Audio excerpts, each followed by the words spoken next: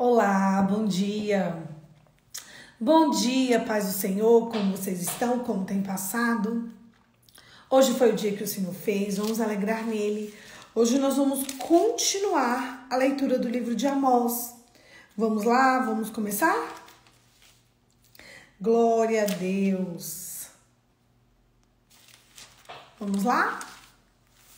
Bora lá, meu povo. Hoje nós vamos ler Amós capítulo 2 e Amós capítulo 3. Vamos lá? Porque é tão pequenininho dois.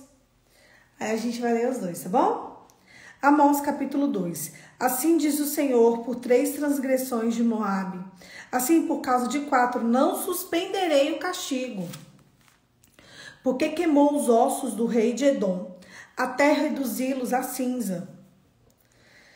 Por isso, porei fogo em Moabe. Fogo que consumirá as fortalezas de Quirote. Moabe morrerá entre grande estrondo, alarido de som de trombeta. Eliminarei do meio dele o juiz, juntamente com ele matarei todos os seus príncipes. Assim diz o Senhor. Judá, assim diz o Senhor, por 3 transgressões de Judá. Assim, por causa de 4, não suspenderei o castigo, porque rejeitaram a lei do Senhor e não guardaram os seus estatutos. Os falsos deuses os enganaram, deuses que os pais dele haviam seguido. Por isso, porei fogo em Judá, fogo que consumirá as fortalezas de Jerusalém. Israel, assim diz o Senhor. Por 3 transgressões de Israel, sim, por causa de 4, não suspenderei o castigo, porque venderam justo por dinheiro e condenaram o necessitado por causa de um par de sandálias. Esmagaram no pó da letra a cabeça dos pobres, perverteram o caminho dos necessitados. Um homem e seu pai têm relações com a mesma jovem e assim profanaram o meu santo nome. Meu Deus! Uau! Um homem e seu pai têm relações com a mesma jovem e assim profanaram o meu santo nome. Eles se deitam ao lado de qualquer altar sobre roupas recebidas como penhor. E no templo dos seus deuses bebem vinho que foram multados, dos que foram multados.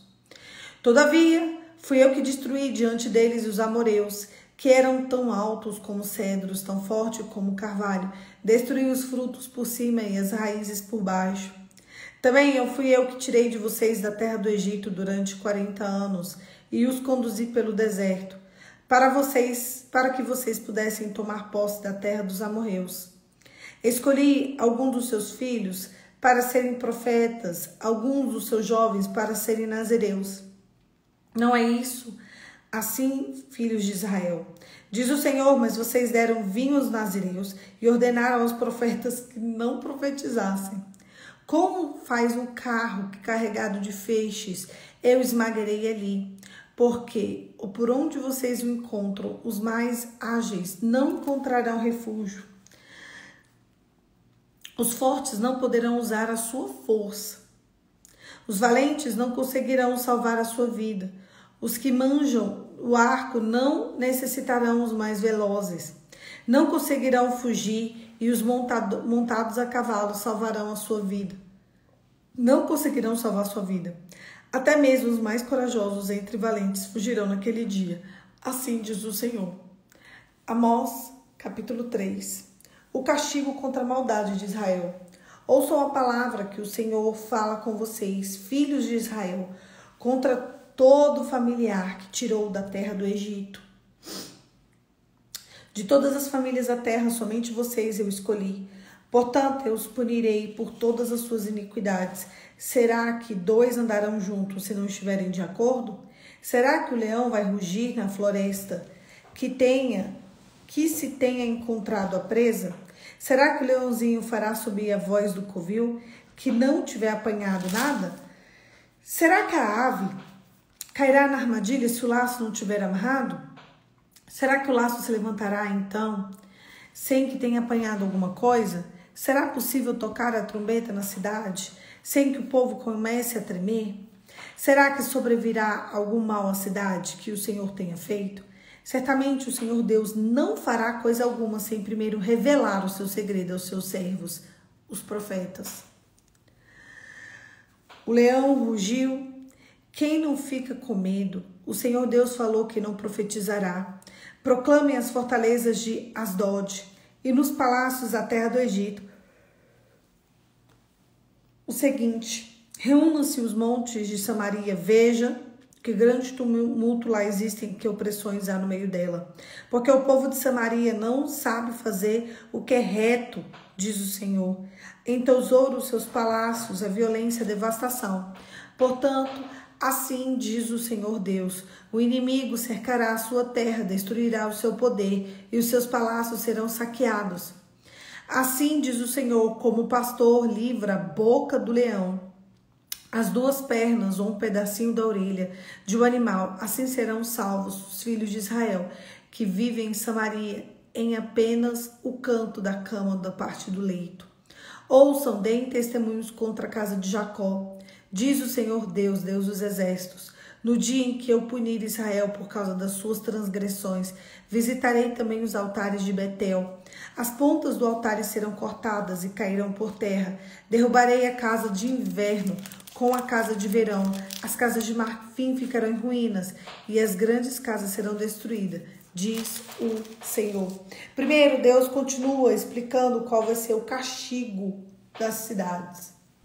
Meu Deus, foi muito pesado isso aqui. Tem uma cidade, que é um país, né, que é Israel. Ele fala assim: vocês profanaram o meu santo templo. Um pai e um filho se deitou com a mesma mulher.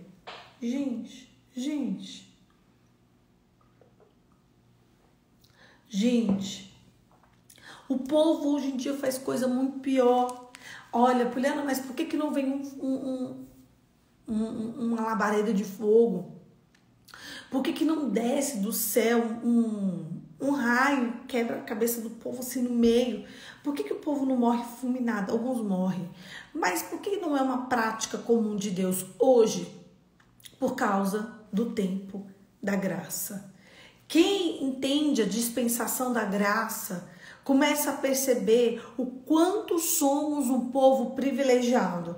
Porque se as coisas que acontecem hoje em dia, elas estivessem acontecendo no Antigo Testamento, não ia ter nem um ser humano na face da terra, quer dizer, ia ter.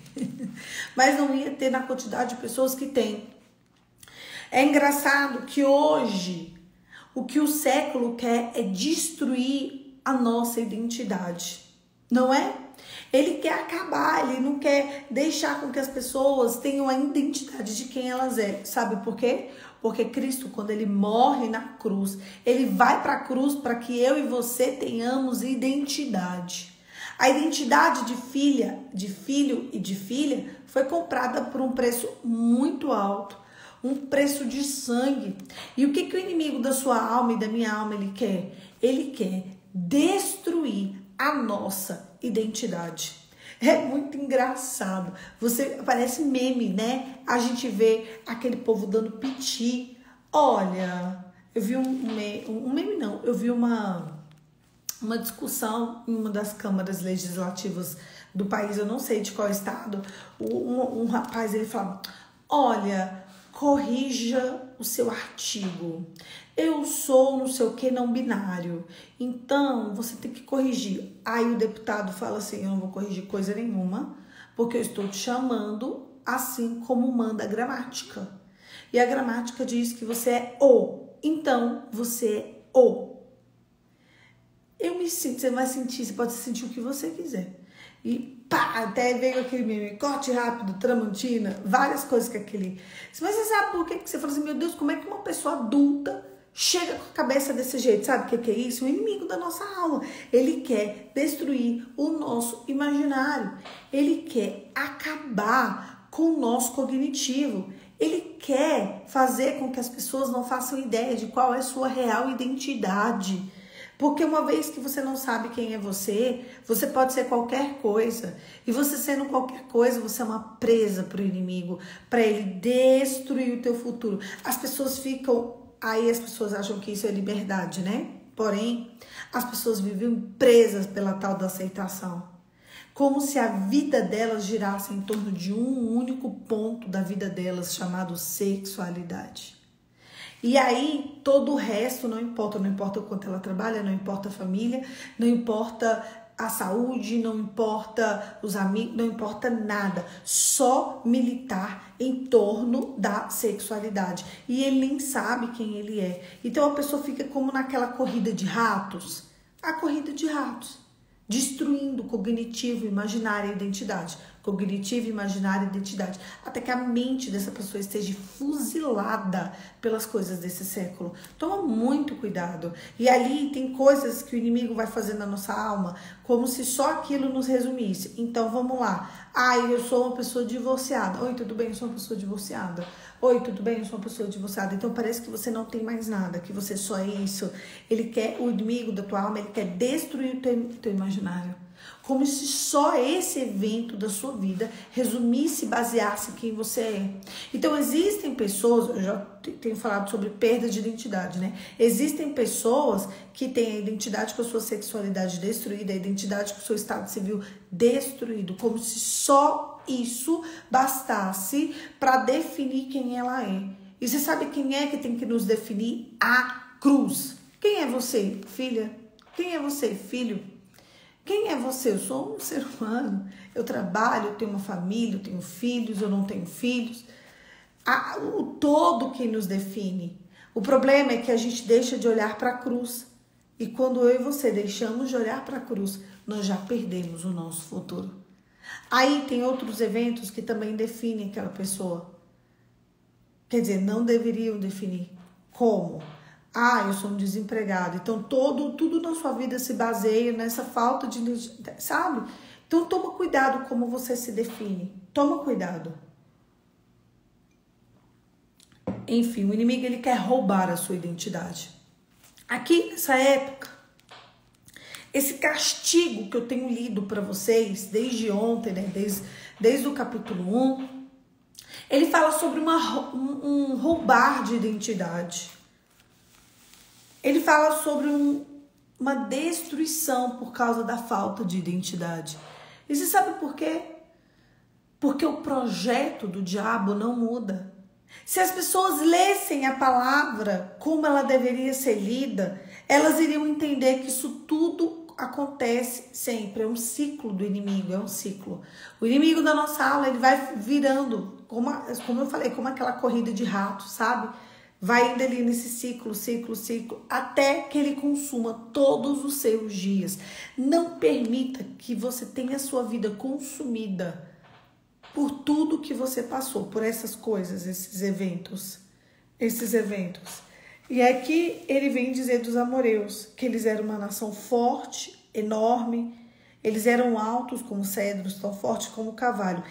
Carvalho destruiu os seus frutos por cima e as suas raízes por baixo. Eles foram extirpados da terra. Sabe por quê? Por causa disso. Deus não brinca, gente. Então quer dizer que a gente está no tempo da graça, todo mundo pode fazer o que quiser. Não, não pode. Deus é o mesmo, ele não brinca, ele não erra, ele não mente. A gente precisa tomar muito cuidado como a gente tem se definido. Por fim, eu quero falar com você sobre estar junto, sobre andar junto.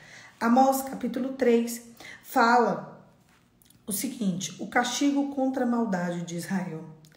Como é que duas pessoas podem andar juntos se não estiverem de acordo? Gente, toma cuidado com quem vocês vão escolher, as pessoas que vocês andam. Toma cuidado com quem vocês vão escolher os seus amigos. Olha, eu não concordo com nada, mas eu sou amigo dessa pessoa. Deixa eu te falar.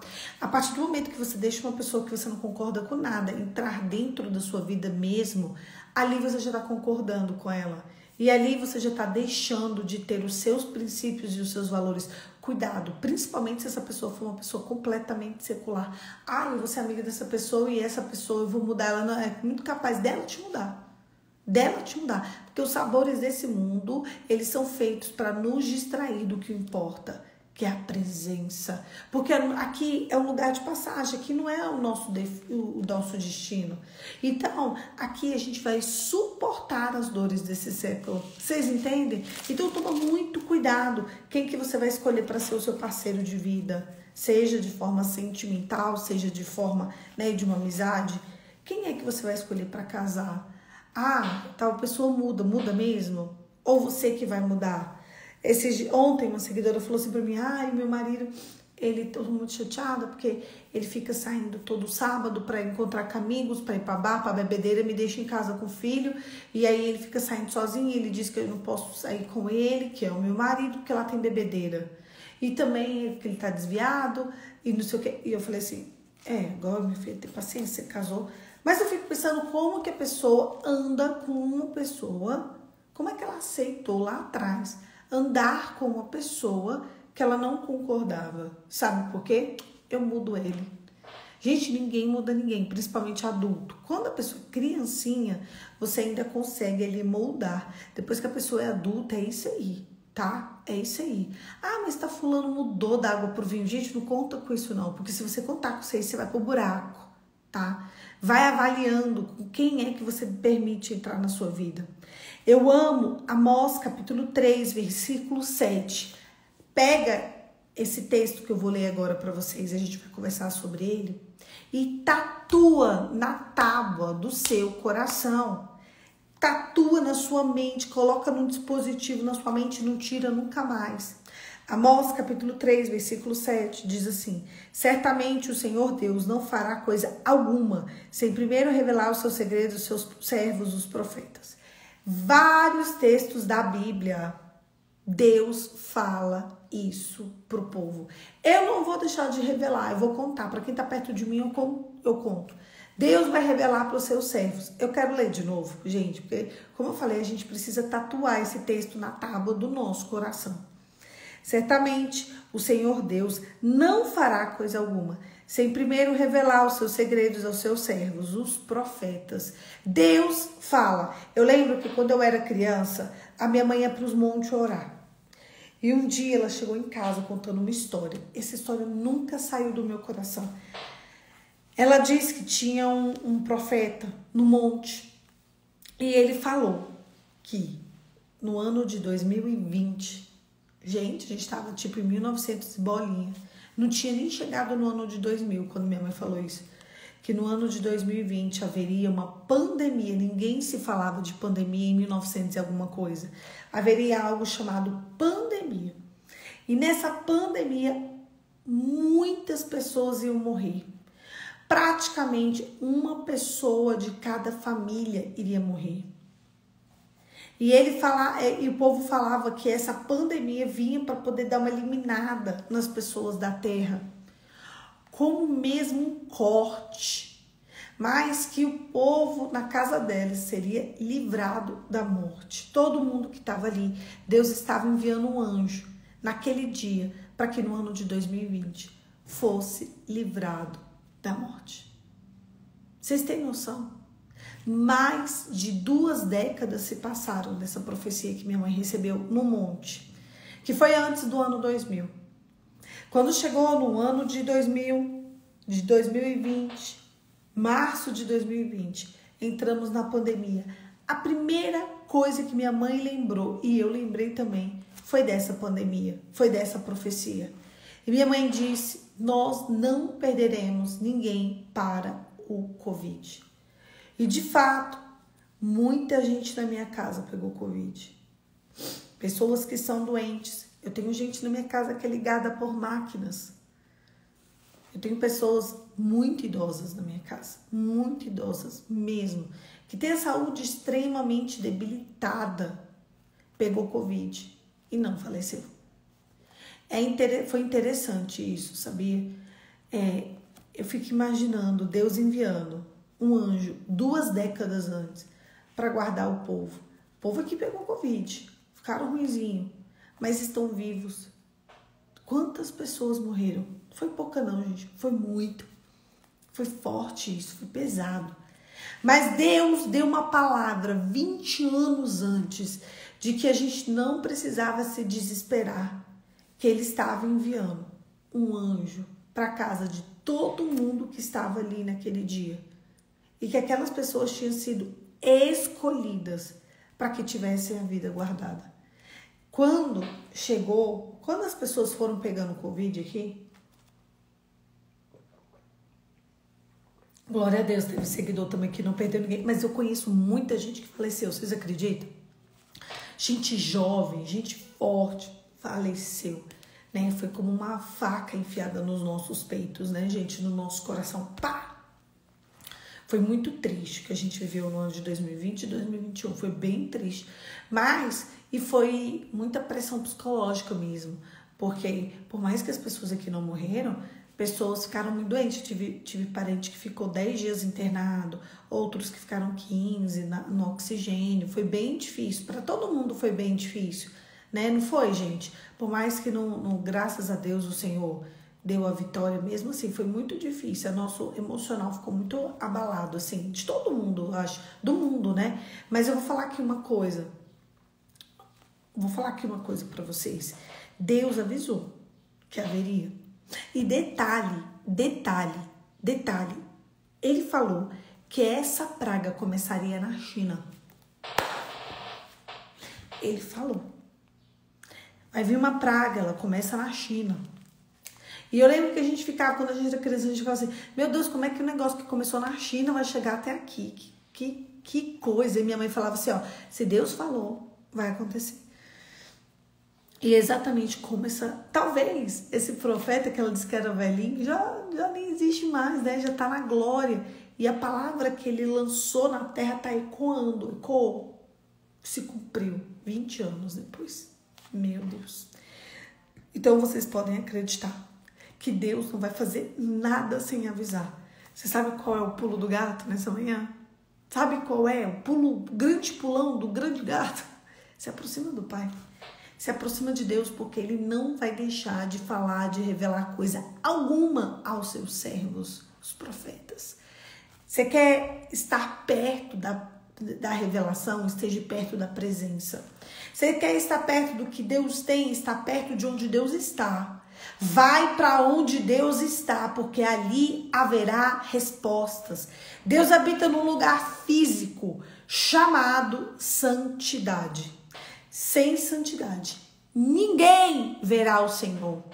Não faça do evangelho aquilo que as pessoas façam. Faça do evangelho você mesmo.